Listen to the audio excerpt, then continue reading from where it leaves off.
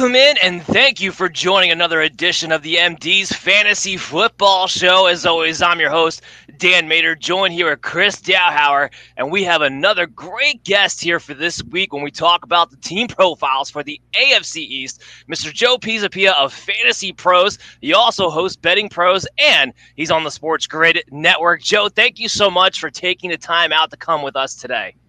Well, I appreciate you having me, and I'm grateful for the invitation. I look forward to speaking. I represent my Patriots today for the brand of the show, the AFC East preview. But I always put my fandom aside, especially because the Patriots historically are not the most fun team when it comes to fantasy sports. So don't worry, no homerisms, no BS here. I keep it real. That's what I do. Well, it's funny because I like to actually ask this question of our guests that we have when we do these team profile series. So I, as a 49ers fan, from when it comes to a fantasy perspective, I'm actually a little more pessimistic when it comes to evaluating their fantasy value than I am optimistic. But I wonder, where do you fall on the table with being a Patriots fan right now? Realistic. I think that's the best thing I can always be. Look, I think second-year quarterback. I think Mac Jones showed you a lot in his first year. He's very capable. I think he was capable of more, and I think they were still a little guarded. There were certain times where I wish they would push the ball downfield a little bit more because he's got the arm to do it. They also just didn't have the receivers to do that. Now, Devontae Parker is a guy that always gets hurt, but when he's on the field, he can be very useful. He can be a lead wide receiver. I don't want to use the phrase wide receiver one. That's a dangerous term on a fantasy show, but he can be their lead wide receiver, and I think improve that group overall. He got a veteran presence there, and look, I think that when you're looking at the landscape of the quarterbacks in this division, it's Josh Allen and everybody else still. I mean, he is the class by far, and with good reason. We haven't had a guy go back to back as QB1 overall in fantasy in quite some time, but he did it the last 2 years. We had like 4 different guys in 4 different seasons before Josh Allen. So, that's interesting to see somebody be dominant 2 years in a row and be that number one guy 2 years in a row. That's something that hasn't happened. You had Patrick Mahomes, you had Allen, you had Lamar Jackson. You have a host of different guys who all filled that role at one time or another in the last 5 years. So it was cool to see him kind of say, nope, I'm the dude. I'm the 1-1 in Superflex. And I think that's cool. So, yeah, exactly. And let's get right into it then. Obvious starters. Welcome back, Captain Obvious. Yes, I am.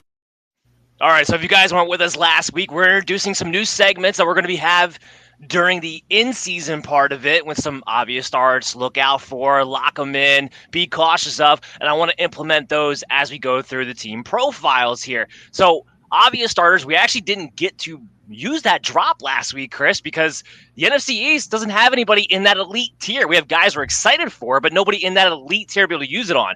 So I'm using it here on Josh Allen, as Joe was just talking about, who is the ADP QB1. He's my QB1. And for everything that Joe just talked about, I'm not worried about, repeat status. When you look at Josh Allen, we always talk about we love these cheat code quarterbacks who are mobile.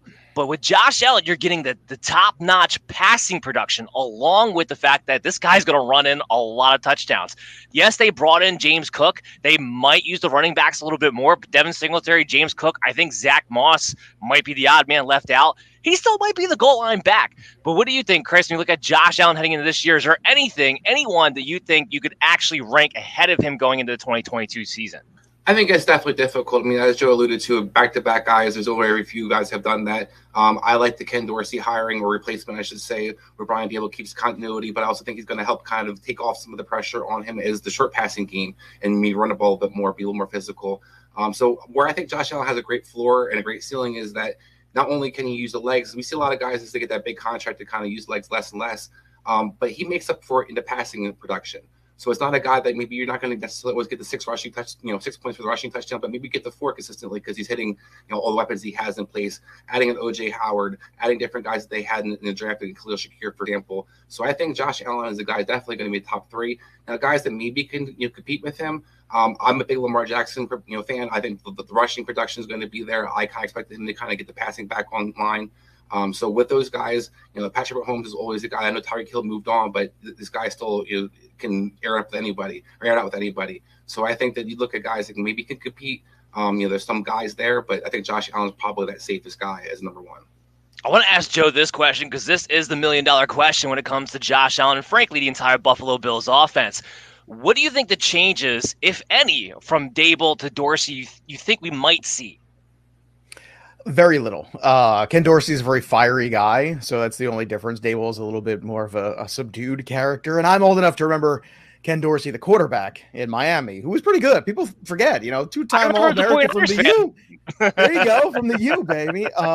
So the guy knows what he's talking about. And I think, whenever you get a guy who's been out there in the games and played at higher levels of football, I do think that means something, and it's something that's translatable. And maybe this is, Ken Dorsey, somebody that can help refine some of these other skills. And it's not like somebody new to the organization either. So, Daboll is great, but the one thing we always learn, about all these coaches, we see these coordinators get these jobs other places, and we all think the coordinators are geniuses, and they'll go, oh no, wait, it's Tom Brady who's a genius, or it's Patrick Mahomes who's a genius, or it's Josh Allen that's a genius, because of the talent they have. And yes, coaching can help great talent, but Josh Allen's a great talent first and foremost. So I have no concerns about the changeover.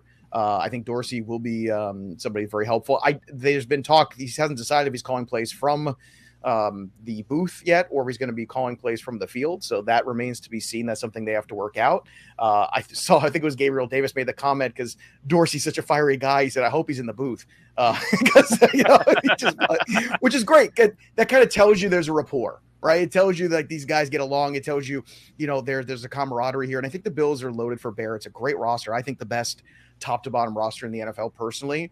And they show that they can compete with the big boys. They can compete with the Chiefs. They can compete with all these teams in the AFC and the NFC also. So to me, I'm not concerned at all. And you're right, Josh Allen, there's not a lot of guys out there that can rush. Well, there's guys out there that can rush for 800 yards, right? Or 750, or maybe even push 9, right? There's not a lot of guys who could also throw for 4,500 on top of that. And I think that's the difference with Josh Allen. And I like that they've pared away some of the older guys. I like that they've, they're no more Cole Beasley, no more Emmanuel Sanders.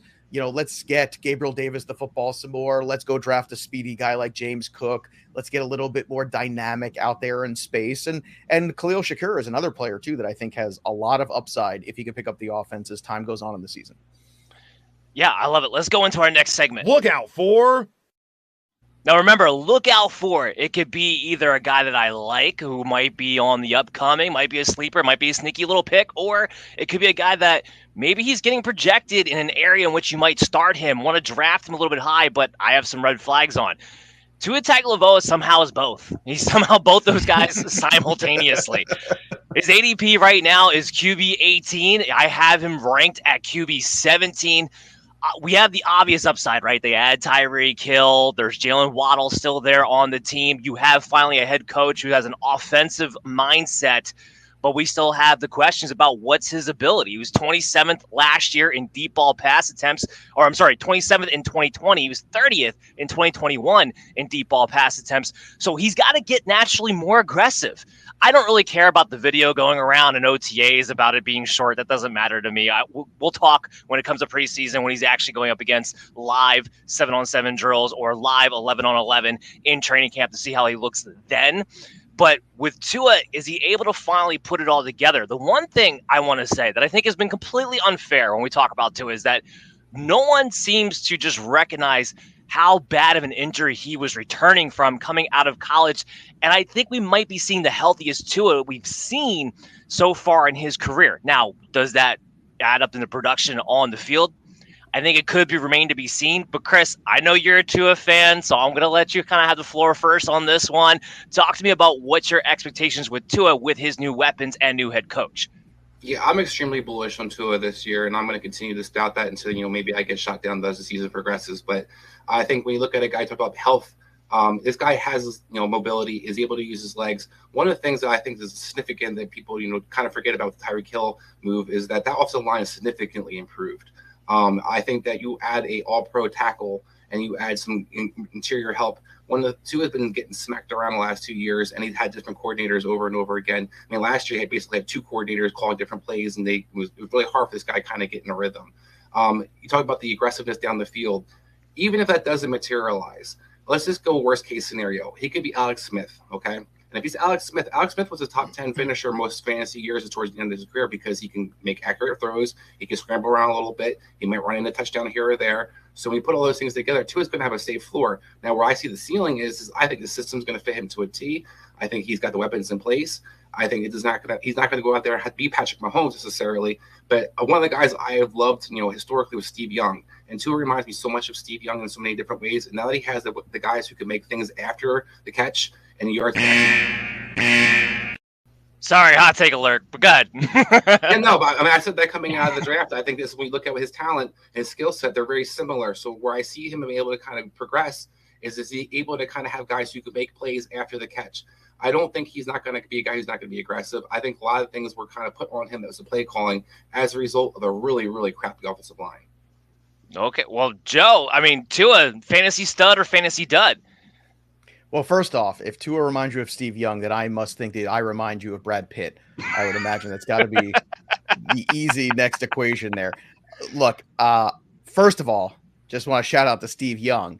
Steve Young, one of the most prolific athletes we've ever seen in the NFL. Phenomenal thrower of the football, great speed. I do agree with what Chris is saying. If indeed they bring over the philosophy from San Francisco, which is those quick slants, that's right into his wheelhouse, because that's something in Alabama, what Tua is so good at is sitting behind a good offensive line and making good reads and being smart with the football. That's what Tua excels at. That's what he excelled with at Alabama. That's why they had such good offenses there around him. But at the same time, you can have all the talent you want. Not only does he not throw a good deep ball, he also does not, on top of which, have a lot of time, because that offensive line is not any good. So if the offensive line was really good, I'd be a little bit more bullish on Tua. I personally have him at 22. And the reason I have him at 22 is because I'm looking at guys ahead of him like Ryan Tannehill, who has shown that he can be, a low-end QB1 in this league. Last year, everything broke the wrong direction for him in terms of the wide receivers. So, and then Derrick Henry got hurt. So as much as we want to hang some negatives on Tannehill, he was in a terrible scenario there. There's only so much you could do with no weapons. I'm still more bullish on Trevor Lawrence. I think Matt Ryan with a good offensive line, just like when he dropped Phillip Rivers in front of that offensive line a couple years ago, I think the same thing, if not better, for Matt Ryan. So Tua is a guy for me that's still work in progress. I also agree with the sentiment that the further away for the injury, the better off. But I still can't wrap my mind around the new head coach, Mike McDaniel, because he still comes off as a bit of a goofball to me. And I love personality. That's awesome. But I like personality on my fantasy football podcast. Like you guys, you're fun. We're talking football. I don't know if I want it being the head coach of my actual team. I shouldn't say fantasy, my actual NFL team. So I think there's a little wait and see when it comes to Tua and his progression here. Sure, there's every room for him to improve. He is a hardworking guy. He is somebody that I thought was going to start very early despite the injury in his rookie year. And to his credit, he did. He is a competitor. But it's yet to remain to be seen that just because you add another weapon like Tyreek Hill, who some statistics will show is in a bit of a decline already, just because you add that guy doesn't automatically take away all the ills that go around him, which are some of the arm deficits and the offensive line. Because once again, if you don't have time to throw the football and time to make good decisions with it, that puts an extra pressure on you. So like I said, Tua, low-end QB1, I think we could all agree that's probably where he goes. And then we could split hairs on who you like more. Yeah, I agree. There's another guy I want to look out for. I want to look out for Zach Wilson. Now, his ADP's at QB 24. I only have him one spot ahead at QB 23 as it stands right now. He's a little bit of an enigma for me because there's this rushing ability that he has that he didn't really tap into too much in his rookie season that he could get into, which could give him a fantasy floor, if nothing else, heading into next season. And it was on display last year. Weeks 1 through 5, he's a QB 30. He gets hurt. He wasn't running that much to start off the season. Comes back about week 12. Week 12 through week 18, he's a QB 12. What happened? He was running a little bit more. He got all 4 of his rushing touchdowns during that stretch, and he was getting a little bit better in the passing game. The one thing that stuck out to me when I was watching Zach Wilson last year, the game looked a little fast for him. So does it slow down for him heading into this season? Joe, I want to kick right back to you on this one. What do you think about Zach Wilson? They do draft Garrett Wilson. They do have Elijah Moore. There's some weapons to like there. But ultimately, do you think this is a guy that can put it all together? In last year's draft, I had Zach Wilson as my 5th quarterback by far. So I'm not surprised the game was too fast for him last year. He was completely overmatched. You saw in that game against the Patriots even that he was, completely confused by every defensive look that they gave him. And that's what Belichick usually can do to a rookie quarterback, is confuse them easily. And he did it very easily. Hence I think he threw another pick just now in that game. Like, he's still throwing picks in that game. It was so ridiculous. The kid has athleticism. The kid has a lot of heart. What always concerned me with him when you watch the tape of him playing in college is he's a guy that did benefit, once again, just like Tua, from a very good offensive line and the combination of opponents that were not SEC level opponents. So it's easy to look good and make plays against guys who are not playing in the NFL. When you're making plays in the SEC, that's when you have my attention. Or you're making plays in your a bigger time program. And I think sometimes, we get that loss. And that was all the knock on, people wanted to say all those things about Trey Lance. But I'm like, those are all the same things you could say about Zach Wilson. He doesn't have the size or the athleticism. I can't teach the athleticism and the size. And that was the thing I talked about Josh Allen with. And people argued with me. I had Josh Allen as my number one quarterback in that class that year he came out. And people thought I was nuts. And I had Lamar as my 2. They're like, what about Baker Mayfield? What about Josh Rosen, who's so ready for the NFL? And I can't teach what those guys can do, but I can teach what those guys do so well to do it better. You can hone the athleticism if the guy's willing to work.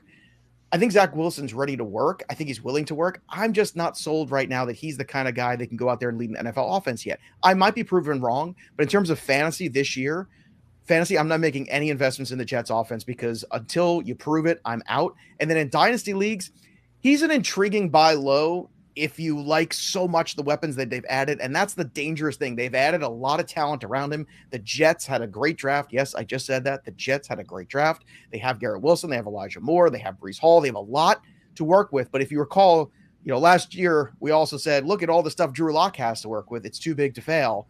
And the Broncos offense failed. So if you don't have the right quarterback, you don't have it. So I'm out on Zach Wilson until further notice, till he proves it. Well, for me, too, it's not just about Zach Wilson. I was higher on Zach Wilson than you were coming into the NFL draft process. I have real problems with Mike LaFleur. Trying to get the right LaFleurs here. But he runs I want to say the dumbed down version is the best way I can think of it off the top of my head, Kyle Shanahan part of the system. And that's what concerns me. And we'll get into that more with the wide receiver aspect too. But Chris, is it Zach Wilson? Is it LaFleur? Is it both? Quickly. Yeah, I think it's just the coaching staff. I think Zach Wilson's still a young quarterback. And before we judge some of these quarterbacks, I agree with Joe's sentiment about drafting, draft capital on him. I definitely take a dynasty shot on him. But you look at Steve Young, I throw out the comparison. Look at Steve Young's first couple of years at Tampa Bay, and with the notion about how great he was as a player. So before we judge some of these quarterbacks, see when they have a better situation around them. To see one counter to that, Chris. Go look at his USFL stats, where he played in a very competitive USFL, and he broke every passing record they ever had because he played in a good offensive line. Those Tampa teams that was the 1-16. They're 1-15 at the time, whatever they were, the worst teams that you've ever seen. And the Dolphins I just don't think Tua has the same skill set. That's all. All right, let's move on. Be cautious of. Sorry. I like debate. Chris and I are having a good debate. Let him come yell at me. Come on, Chris. I like when he yells at me. I think I got a second delay here on my end. I thought he was done, and I saw he was talking. Chris, finish your thought, please. No, you're good. Go ahead. No, okay. Well, be cautious. Be cautious of Mac Jones. Okay, Mac Jones, ADP, QB 23. I am a QB 27, ultimately because I just don't think there's much upside to really like here with a Mac Jones. The offense might be crazily unchecked with Bill Belichick being unleashed, essentially, with no Josh McDaniels. He's running the offense with him and Joe Judge, and I don't even know. So we'll just kick this to Joe. Joe, with Mac Jones, is there any upside that you're looking for in 2022? Dynasty, I know he's a good quarterback, might be interested in him there, but for 2022, is there really any upside? 3,800 yards last year as a rookie, I think is pretty special, and I don't think we talk enough about it. I mean, you'd like to see him throw for more touchdowns. That's clear. He only had 22 last year. He finishes QB 17. This year, I'm expecting some guys to take a step forward who weren't very good last year, like Lawrence, like Fields, those kind of guys. So Mac Jones is still a top 20 quarterback for me. He's right at 20. I think he's safe. I think in Superflex Dynasty, he's a safe QB2. Eventually, could he get to a QB1 status? He might be able to. And it would not shock me in the slightest if Mac Jones is the person calling the plays. Mac Jones is a bit of a football nerd. Like, this guy does nothing but watch film, does nothing. Like, this is what he does. And, a lot like Tom Brady, we give a lot of credit once again to Josh McDaniels and all these people and Bill O'Brien. It goes to the quarterback at the end of the day. It goes to the player more than anything. So to me, Mac Jones is going to be in charge of this offense more than people realize. And I don't think that's a scary thing at all. If anything, maybe it takes the reins off just a bit. And if he's got a little bit more confidence this year with a little bit better surroundings, a little bit more comfort in the offense. I mean, the Patriots offense is so difficult to pick up. And just ask any, buddy from Chad Ochocinco to Cam Newton trying to figure out how to run things properly. So the fact that this kid came in there and threw for 3,800 yards his first year is pretty good, even with the extra game. So I think that you look at Mac Jones, you're 100% right. There's still going to be a team that plays defense and runs the football. That's their dynamic.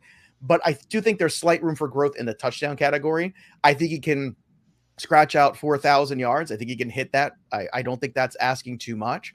And I think that he could probably push that touchdown total to somewhere around 26, 27. I think that would be a very strong QB 16-ish finish once again. And I think that's kind of, at least for now, what Mac Jones is. Chris, help me out in the next segment. Look out for... I'm looking out for Devin Singletary. I'm a little bit higher than him than the ADP sits at as of this moment. Right now, RB29. I have him as my RB25 heading into this year. Now, I'm not trying to get too swept away by what he was able to accomplish towards the end of last season, but I do think it's interesting of note to me. I think he's leapfrogged Zach Moss, who I think might be left out of the offense this year. I think they're ready to kind of just move on from what he was able to give them and allow Devin Singletary to at least have the first, second down, goal line work, possibly. But do you think he does stay in front of Zach Moss? And does James Cook get relegated to just the passing down role to allow Devin Singletary to be that carry touchdown performance in your mind? No, I think you saw Singletary take off when he became the guy in the backfield. Whether he leaps Moss, I think is irrelevant. I mean, I think the key is going to be Cook, and I also think that they added Duke Johnson. So you put the other backs. Obviously, they were trying to upgrade the backfield for some kind of reason. They were definitely looking for a pass catcher. They tried to sign J.D. McKissick. That didn't work out, so they drafted Cook in the draft. So obviously, they have a need and are looking for certain fits for the backfield. So Devin Singletary, to me, is productive as a true guy, or was a top-tier guy that he was towards the end of the last season when he was getting all the touches. If he's not going to be that, then we saw at the beginning of the season 3 running backs getting rotated in there for different roles is really hard to kind of eat off of. Well, and Joe, I'm going to ask you this. So they draft James Cook. Everyone's real excited because he's a big play guy. He's a pass-catching guy. It's a pass-first, up-tempo offense. But I have a little bit of questions. It reminds me a little bit of the Clyde Edwards-Helaire situation where everyone thought he was going to get all these pass receptions, but he's paired up with a quarterback who doesn't check the ball down. Josh Allen only had almost 14% of his attempts went to running backs. Is he able to take advantage of what little is there? And does Josh Allen make a concerted effort to check the ball down more just because he has James Cook? I don't know about concerted effort, but I think there will be opportunity. And it makes James Cook a fascinating potential flex RB. I think that's kind of the range. As like a fourth running back, I think he's super interesting. The upside's there, the speed's there too. So the one thing between him and Helaire is different. Cook is a much faster player. He's faster than his brother. So Cook, brings that speed element too. But when it comes to Singletary, what's interesting about him, in PFF grading, he was the 4th ranked running back in rushes of 15 plus yards and 7th ranked in forced missed tackles last year. So Singletary proved a lot in that stretch last year. I have him kind of where consensus is. I think I'm like one spot higher just because, once again, whenever you do spend some draft capital on a running back, it gives you a little bit of pause and Singletary's missed some time. Zach Moss is completely, forget Zach Moss. Like irrelevant is definitely the right word, I think there. But, I think when you look at this offense, it comes back to, if I can draft a guy in a bad offense or a guy in a good offense, and I'm splitting hairs right there, then I'm looking for Devin Singletary. He plays in a good offense because I'm going to try to put my faith there. So right now I have Singletary as 28. I have James Cook as like 34th, 35th in that range. So there's a little bit of distance between them. That gap could change. But right now I do think Singletary is almost kind of a bit underappreciated, undervalued, and he has had spurts. The problem is spurts aren't great because that means at some point you're missing time. So for Singletary to really solidify himself, he has got to be a little bit more durable and got to stay on the field more. And that's something he struggled with over the last couple of years. I'm looking at my notes here, and I realize I have pretty much all the top running backs of the AFC East in my lookout for tier for one reason or another. Chris, help me out here with Breece Hall. First of all, for me, why did he have to get drafted by the Jets of all teams? Why did he have to go to a system that is known for rotating running backs, wanting to use a committee, and why did he have to ruin Michael Carter in the process? But right now, Breece Hall, ADP, RB21. I'm a little bit lower. I got him at RB26, and that's in the reflection of this is a system that they're not just going to give it all to Breece Hall. I do think Michael Carter is going to be involved for 8 to 10 touches a game. I do think Tevin Coleman, the ghost of Tevin Coleman that won't just disappear and they keep bringing back for absolutely no reason whatsoever, is probably 4 to 6 touches maybe. You add all that up, Breece Hall's looking at a max of maybe 15 touches, 16 touches in a single game. Not a guy that I want to be all in on as an RB2, even though I love the ability. But what do you think about Breece Hall this season? Yeah, I think it's going to be kind of, you hit a lot of good points where the system doesn't necessarily make him, Najee Harris, for example, where you can get everything out there, you can get all the catches, going to run the ball all the time. We saw Michael Carter struggle to get the playing time, even though he was clearly the best back in the backfield last year. So I thought Michael Carter's not going anywhere necessarily. I think you're going to see the 8 to 10 touches you kind of talked about. The key to me is going to be, does he get that 15, 16 touches consistently? Because if there's an injury here or there, and, Joe kind of alluded to it, the Buffalo backfield in the sense, when you have opportunity to kind of solidify yourself as the guy, then you might kind of steal the opportunity. So let's say where I might spend a little bit more extra than I think that Breece Hall is worth in a sense is towards the end of the season, he might win you a championship because he might get 4 or 5 games in a row where he rips off, some big yardage and some big plays for you because maybe Michael Carter's hurt or Tevin Coleman by that time is obviously going to be hurt because Tevin Coleman's always hurt. So I think you look at those things, is a guy that I don't like where he's getting drafted, but I might think about it just because having him on your roster could be a game changer. I mean, Joe, do you think his talent just wins out at the end of the day, or are we just looking at somebody that everyone just might be too excited about because he was the first running back drafted in the NFL draft? I think there's a bit of both. Personally, I think Breece Hall has the ability to finish as a low-end RB1, but doesn't mean you necessarily should draft him that way. And I think what I struggle with is when you start to look at the names, once you get out of the top 12, 13 guys, you start to look around and you start to have, a lot of questions. You have questions about Cam Akers. You have questions about Zeke. You have questions about Montgomery. It's just like, do you want to take the guys you have questions about that you've seen before, or this fresh new question that you haven't seen? And I think what it comes down to for me, once again, is I'm trying to pair away and make decisions based on offenses. Who is in the better offense? And do I believe in the quarterback? Because at the end of the day, if I don't believe in the quarterback, even though it's a running back situation, the running back is at a mercy of the quarterback moving the change, staying on the field. If you move the chains, if you can get yardage, if you can get scoring opportunities, all of that impacts a running back positively, even a pass-heavy offense. Just look at Leonard Fournette last year. It's a perfect example, right? It's a pass-heavy offense. Tom Brady threw for 5,000 yards, and Leonard Fournette still had a pretty darn good finish to the season. In half PPR, he finished as RB5. So, yeah, of course, you can absolutely, see a path for Breece Hall to reach that status. It's just tricky to see whether or not you want to anoint him as that status. That's the tricky part you got to disseminate. And you have to realize also who's the running back you have ahead of him. If you have somebody like Mixon or Chubb, if you're really good about it and you want to take a shot on Breece Hall, that's fine. But if you've waited on running back and you're taking a shot on somebody else that you're not super comfortable with, or let's say Saquon Barkley's got a ton of question marks, right? And they have Breece Hall too. That's a lot of questions in the backfield. It could be great. It could be a complete and utter disaster. So I think Breece Hall has all the opportunity, but once again, I'm going to draft him off whatever that low-end floor is, or what that mid-level floor at the very least, where probably an RB2 is his mid-level floor. And if I have to pay low-end RB1 or high-end RB2 price for him, I think that shies me off him a little bit. Yeah, and I think that's great advice, by the way. Always look at how your draft is going to pair up your players appropriately, because you don't want to have too many risks in your lineups, because that's how, again, you can lose your league at the draft. You can't win it, but you don't want to put yourself in that position. I want to stay with Joe for this next one because it's the Patriot backfield, the disaster that is always the Patriot backfield. Damien Harris right now is ADP's at RB25. I have him at RB27. I'm pretty sure I'm probably going to be moving him down by the time we get to August.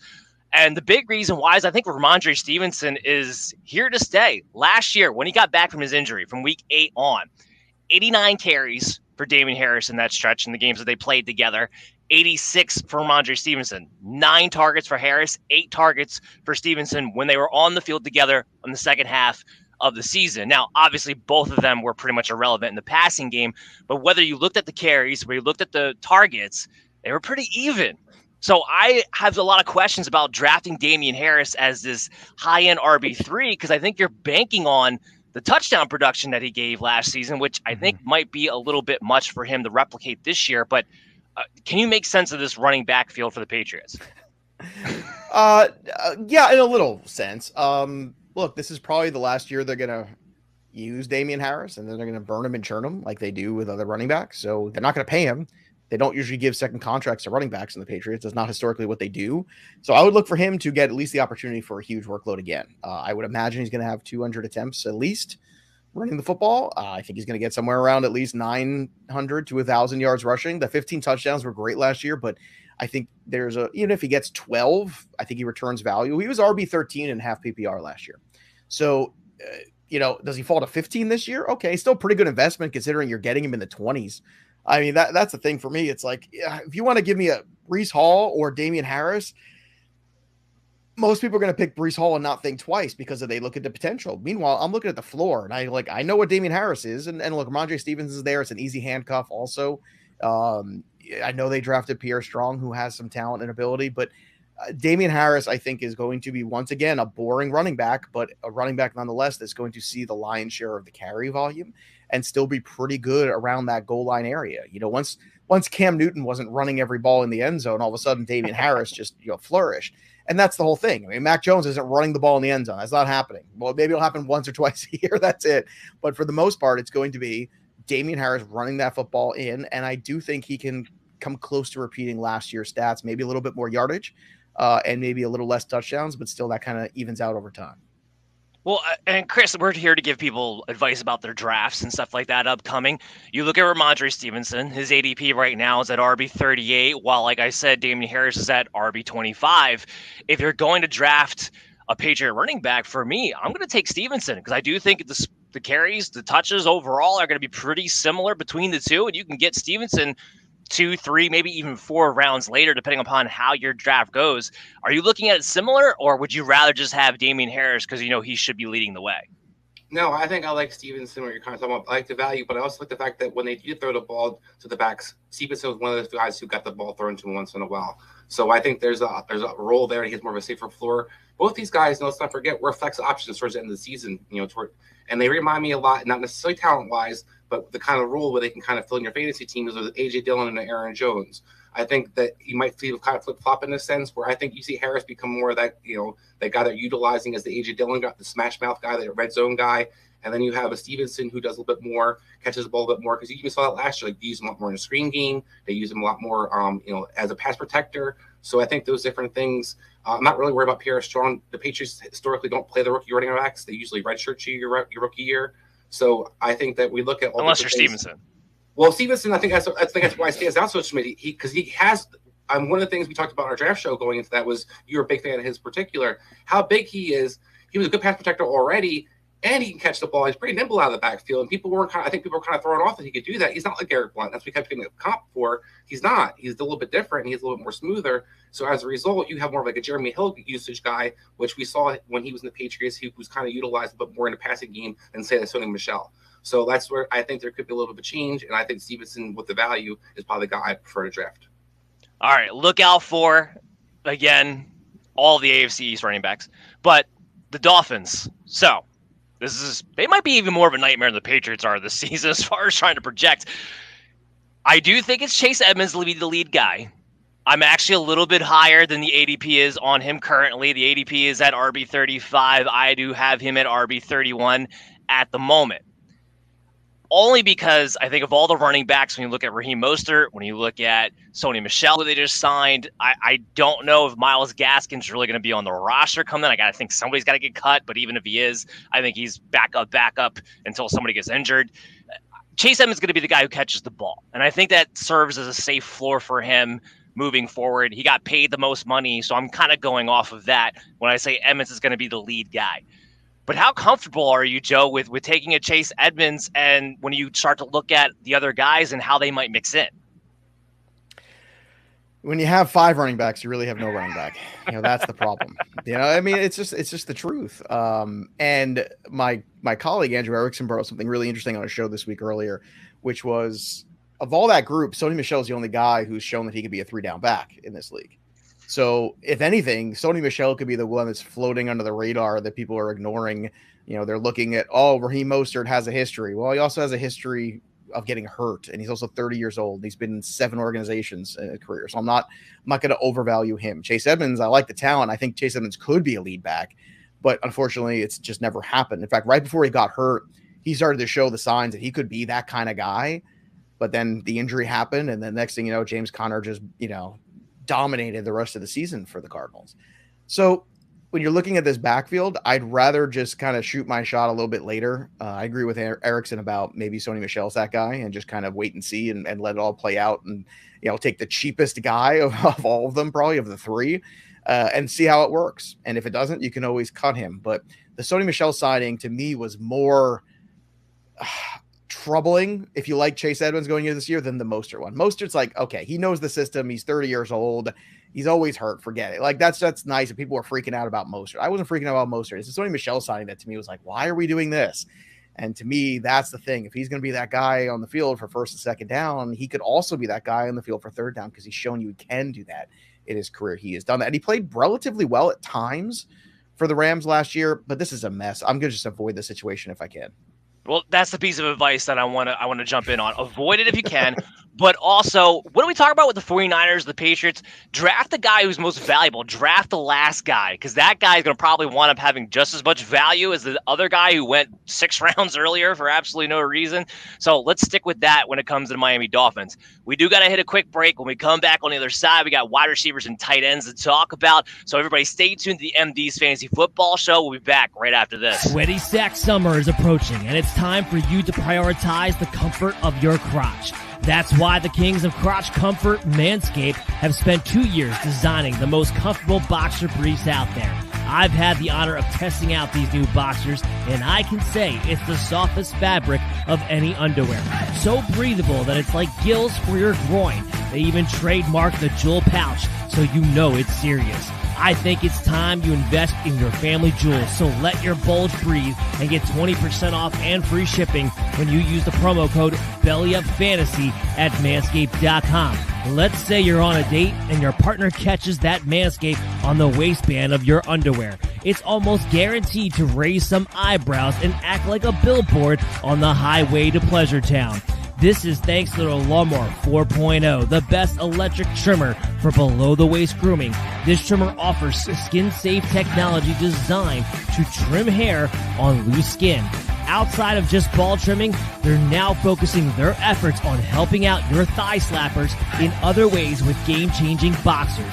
These boxer features include the Jewel Pouch, a pouch designed to cradle your boys in their own special space, lined with perforated performance fabric, and keep them well ventilated. Basically, just imagine your balls sipping pina coladas, chilling on a hammock on some tropical beach. Get 20% off and free shipping when you use the promo code BELLYUPFANTASY at Manscaped.com. One more time. That's promo code BELLYUPFANTASY to get 20% off and free shipping. Once the Boxers 2.0 touch your sack, you'll never go back. You're listening to the MD's Fantasy Football Show.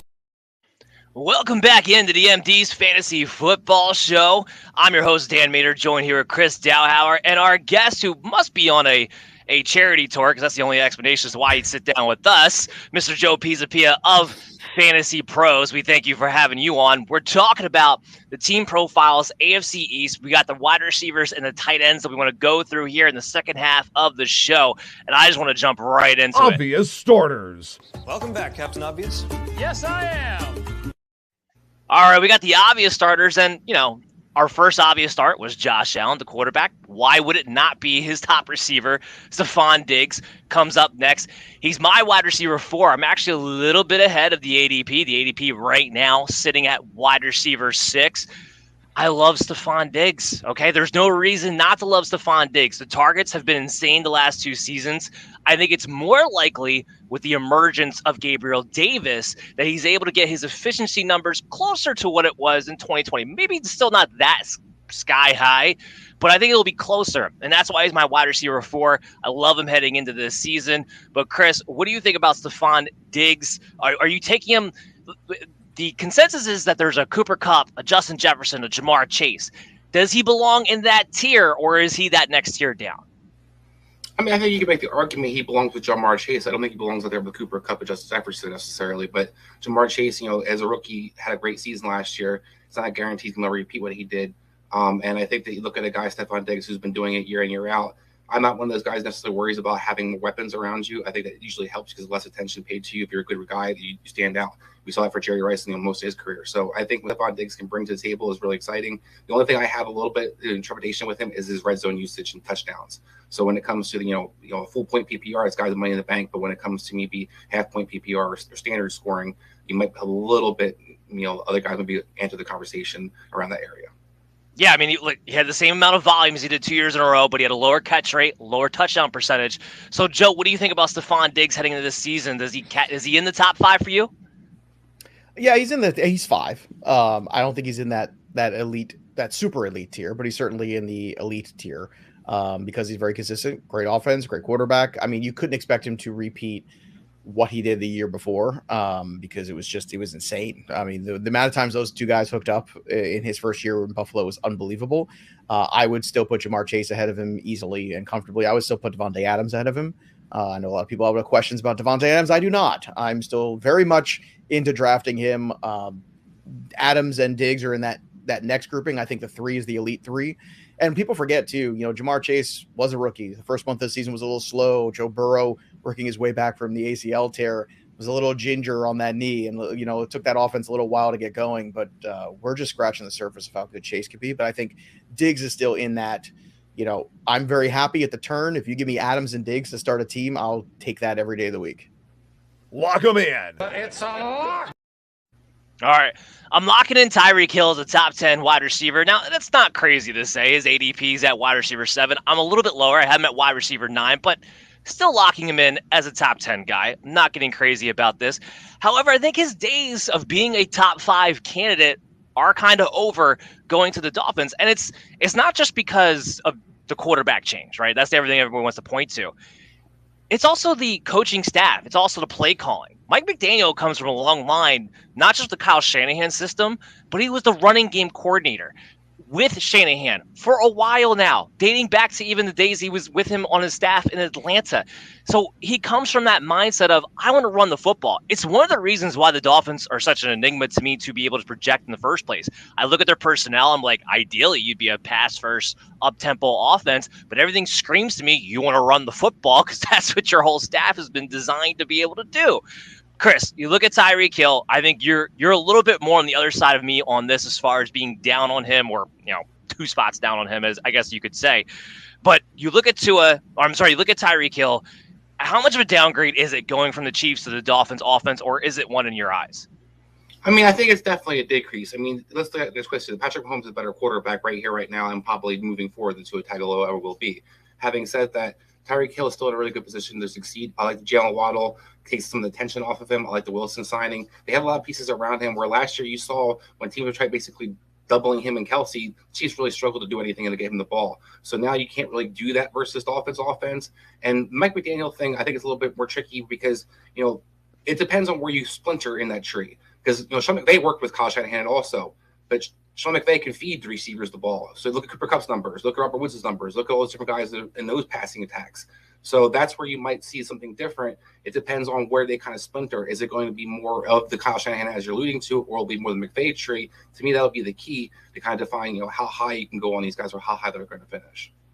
Where are you comfortable drafting Tyreek Hill, Joe? Because I see him going from mid-second round, sometimes falling into the 3rd round. Where are you comfortable with him?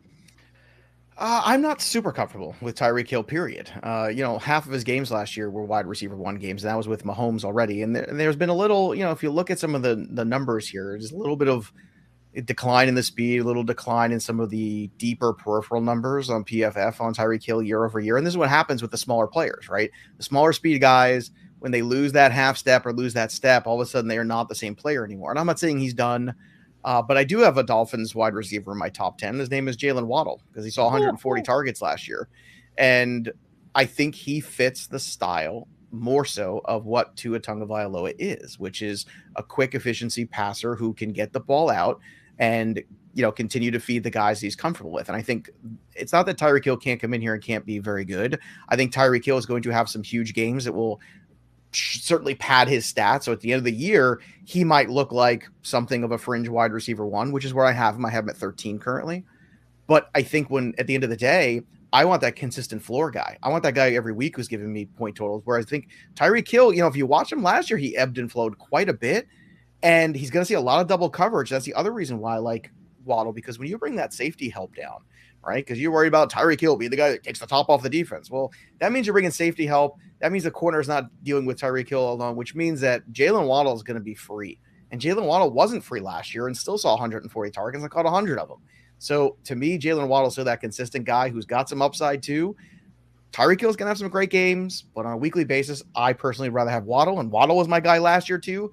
I drafted him as a wide receiver 4 last year on all my teams. And I would say of all the teams I had him, I think that 4 of them all made it to the championship. And it's because when you find a guy like that can outperform ADP, and there's other guys like that in the draft this year at wide receiver that can do that. The Pittmans can jump a tier. There's a lot of guys that can jump a tier this year, every year. And I think Tyreek Hill might be one of these guys that we look at who gets drafted as a wide receiver 1, but just misses out on finishing as one. I want the truth. You can't handle the truth.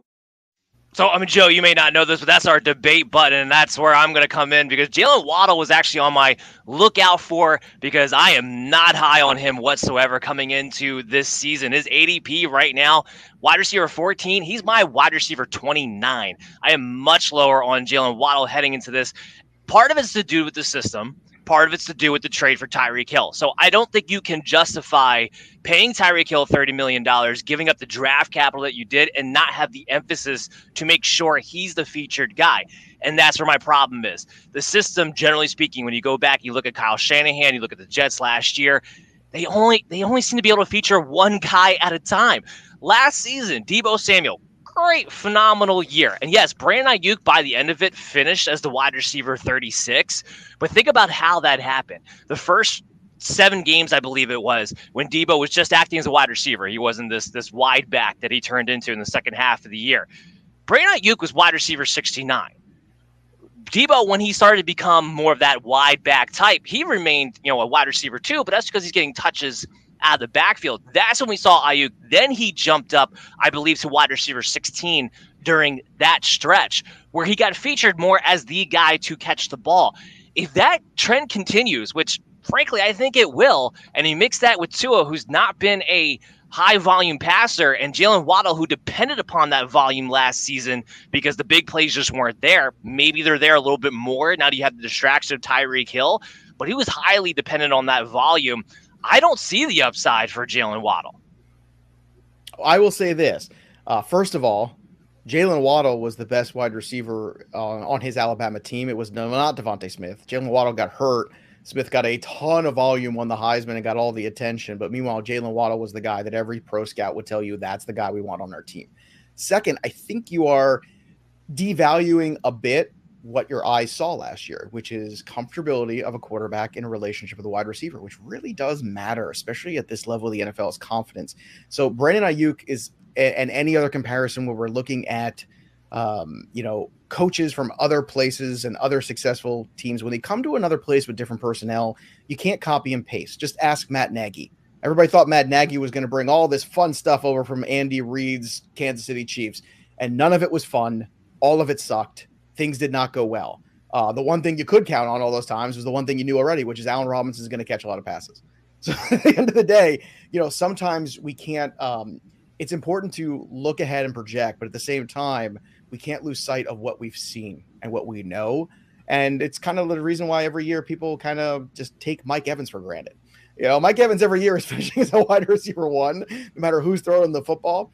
And we somehow take him for granted every year. And I think it's good to look and say, yes, we can't copy and paste or draft a team from 2021, but we could certainly look at, does this player feel comfortable throwing the football to this guy and feeding him the ball? And I think the answer is yes. And it's not that, say, Tyreek Hill isn't, I think there's a big danger when an organization like the Chiefs says, no, we're not going to make this kind of investment in a player who's been really important to us and all this stuff. I think you're going to see a decline in Tyreek Hill over the next year or two. And I think the Chiefs see that coming, and that's why they let him walk, and they weren't going to pay him what he wanted to pay. And I personally think the Dolphins are going to be a bit of a mess. But the one thing I know is that Jalen Waddle is going to get some targets, and I still think he's going to get fed the football a lot more than people realize. Okay, Chris, break the tie. I think I fall in the middle between the both of you. I'm not nearly as high. Lousy. Well, because I think it's true. I think that Jalen Waddle's. I cannot fathom being a top 10 receiver this year. But I also not down on Jalen Waddle because he has Tyreek Hill either. I think that you kind of see a happy medium. You see guys, Tua is comfortable throwing the ball, but Tua also had basically 7 or 8 passes per game that were 4-yard passes to Jalen Waddle. There was a glorified running game they basically used Jalen Waddle last year for. So I think we look at the system changes and the team changes. I don't see the same kind of translation in numbers. He's going to have an opportunity. So that's where I think Jalen Waddle could still be a number 2 receiver or even another 3, but I don't think he's going to be a number 1.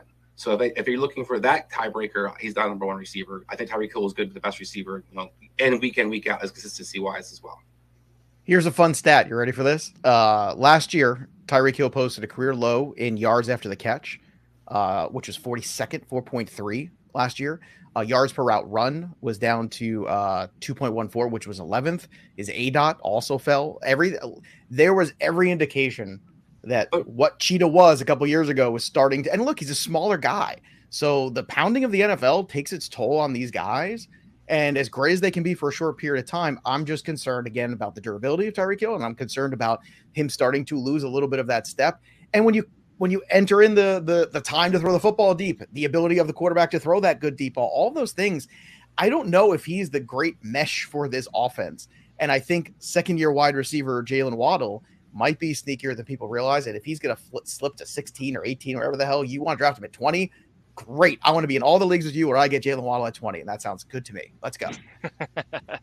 We're a little pressed for time, so let's get into the next Look segment. out for. So I want to talk about a few receivers in this one quickly, and we get to some tight end talk. We have the Jets receivers, and we have Gabriel Davis in this segment. So I just want to say this about Gabriel Davis. I think a lot of people are high on him, and I'm no exception to the rule. His ADP is at wide receiver 38. I am at wide receiver 26. I have a pretty good feeling that by the time we get to August, I might have him even higher than that. When we saw him get the opportunity to finally be that starter, we're talking 8 targets a game. We're talking over an 8% touchdown rate. I mean, the guy is big play, touchdown city. Does anybody disagree that he shouldn't be a guy that everyone's going after as the big breakout receiver this year? I like Elijah Moore. I think the breakout becomes a little difficult if you don't believe in Zach Wilson. What I do like is that Elijah Moore was good with every other quarterback they threw at him. Doesn't matter if it was Josh Johnson or Eli White, Mike White, whoever the hell they thrown out. It doesn't matter. Elijah Moore showed you that he could play. So that I feel okay about. But once again, it's hard to have a breakout season if you don't have a great offense. Chris, what do you think about Gabriel Davis, Elijah Moore, Garrett Wilson? Where are you at on those three in general? Gabriel Davis is definitely the top of that board for me. I love Elijah Moore's talent. I love what Elijah Moore kind of does, but I think the one thing is you brought up the coaching schemes. The Jets last year really struggled to have 2 receivers at all ever do anything, and that's not all just Zach Wilson. That's a lot to do with their offensive play calling. And I think when you look at their personnel, Braxton Berrios, Elijah Moore, adding Wilson, they got a lot of slot receivers for an offense like to have guys who out there can block. So I'm really concerned about what he can do upside wise compared to Gabriel Davis. All right, let's move into the tight end. Lock him in. It's a lock. I'm locking in Dawson Knox as my top 10 tight end. I'm a couple spots lower. ADP right now at tight end 8. I do have him as tight end 10 at the moment. I'm just a little bit lower because of what we just talked about kind of with Gabriel Davis. The guy's a touchdown machine. That might take away from Knox, who was touchdown dependent last season. But I do think he was coming into his own at the same time, too. It might establish himself as a go-to target for Josh Allen within this offense if he's able to stay healthy. But what's your take on Dawson Knox? Are you worried about, Gabriel Davis coming into the play? Do you think he can't sustain what he did last season, Joe?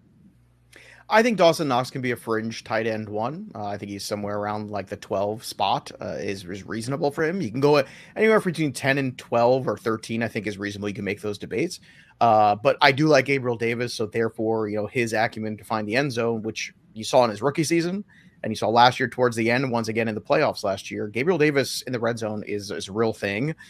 So I think he's got some appeal. I don't think he's not nearly the appeal of guys like Dalton Schultz or guys even like Hawkinson or Goddard or Zach Ertz for that sake either, because Zach Ertz is going to have no DeAndre Hopkins for the first 6 weeks of the season and certainly got his fair share of targets last year. So I think Knox is low appeal. Him, Gesicki, all these guys, Hunter Henry's very touchdown dependent. Most tight ends are touchdown dependent. I think all these guys are fine as fringe matchup plays, but I don't think any of them stand out to me as like, yes, I want to get that guy. I'd much rather, if I think I'm looking for upside at tight end, looking at guys like Njoku, guys like Logan Thomas, those are the kind of guys I think could really jump a tier that are cheaper than these guys are. Look out for Chris, help me out with this one. Joe just mentioned Mike Gesicki. I have him at tight end 12. That seems to be where his ADP is at the moment, too. I think the overall question is volume. Is this Dolphins offense going to put out enough volume for Tyreek Hill, for Jalen Waddle, for Mike Gesicki, for the running backs to eat? Is he able to maintain that fringe top 12 territory in your mind, or are you kind of out on him? I'm not spending the draft capital on him. I think if Mike Gesicki falls into my lap, then I'm a great, wonderful. But where he's falling at 12, like you're talking about, Joe named a lot less different guys. I think there's a lot of different tight end options going into this year. Throw Cole Clement out just for a name, for example. So when we look at what he was able to do, Gesicki last year, I didn't really see the breakout I was kind of hoping for with the limited guys available for that passing attack, and they brought him back. It's a 1-year deal. He didn't get, he isn't extended necessarily long term. So this offense really going to be built around trying to get Mike Gesicki the ball. I think they have higher priorities with the running attack and the receivers. So I think Mike Gesicki could be that guy week in, week out. You can't really have in your lineup. Guy's stream option has a lot of upside, touchdown wise, but is not a guy I'm spending draft capital on. Be cautious of. All right, we're going to end the show on this one. Be cautious of the Patriots tight ends. And Joe, I want to ask you this. Is Jonnu Smith really going to be forgotten about completely like he was last season and Hunter Henry just leads the way, or are we just going to see a repeat? You know what? It's not investable. That's the best answer I can give everybody. It's just not. And it should be, because everything showed you that they were interested in him. He could be a big mismatch kind of guy. But you know what? This is important. If you don't see it working, stop trying to make it work. Stop trying to, beat yourself over the head with things. It's like the people who still want to make Kenny Golladay happen in the Giants offense. I'm like, guys, it's just not happening. I don't care who's coming in, who's the coach, whatever it is. If it happens, great. I'm not investing in it. So when it comes to the Patriots, you can invest in Damian Harris. You can invest in Mac Jones. The rest of it is all just speculative. It's streaming guys. It's Hunter Henry. You know what? Hunter Henry is going to catch touchdowns in this offense again. What they do with Jonnu Smith, I don't know. But now that you bring in Devontae Parker, there's less targets to go around. So I would not be looking for Jonnu Smith. And CJ Uzomah is a I think a better tight end than he gets credit for. That's a fascinating, like, 2 tight end league kind of guy to pick up. But Conklin's there too. And Conklin had some moments last year for Minnesota. So I don't know, man. I think the rest of these guys, I'm just kind of walking away from. They might be streaming options at some point. But Joe, I want to thank you again for coming on the show. Tell everybody, where can we follow you at, and what do you have coming out soon that you want everybody to go check out? Well, first of all, thank you for having me. I appreciate the time and the invitation. I love talking football with everybody, so it's just I'm happy to do it. And secondly, it's probably easier to avoid me. I mean, I think that's way easier. I'm way too many places. Of course, hosting all the Fantasy Pros podcasts over there, hosting all the NFL content, all the MLB content, some of the betting content as well. The new Fantasy Football Black Book is out on Amazon. Phenomenal group of people working on it this year. Scott Bogman, Andrew Erickson, Derek Brown. The list goes on and on. It's just a tremendous group of people that I have who are contributors to that. That's out right now. And it is the most comprehensive dynasty publication you're going to find. It's the most comprehensive. We have 150 IDP ranks and and blurbs. We do stuff nobody else is doing. So if you're really serious about fantasy football and you have relative position value and you have the depth of knowledge of the guys that we have putting this thing together, there's nothing better. And of course, you can follow me on the Twitter machine at Joe Pisa PS17. There you go. And he's a tremendous follow at that. Make sure you check out that book too. It's a great value to have for your fantasy leagues. Guys, we're going to be back next week, Thursday, 10 p.m. Eastern on Belly Up TV, on Roku, on YouTube, on your favorite podcast app. Make sure you tune in because we're talking about the NFC South Team Profile Series. Give us a follow on social media at Belly Up MDFF Show. We'll see you next week. Everyone have a great weekend.